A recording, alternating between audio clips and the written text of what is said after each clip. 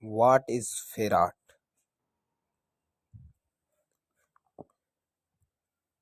Actually, farad is the unit of capacitance.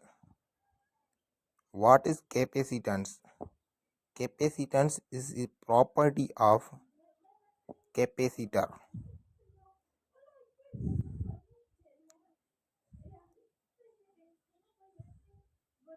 What is capacitor?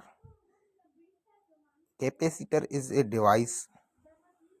It is used in different places and different things, such as ये device मुख्तलिफ जगहों पे use होती है, जैसे कि इंडस्ट्रीज एंड हाउसेस में होती है.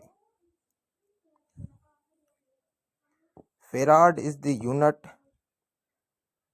when 1 coulomb of charge is passed through a 1 volt between 2 points. So today lecture end here. Support us on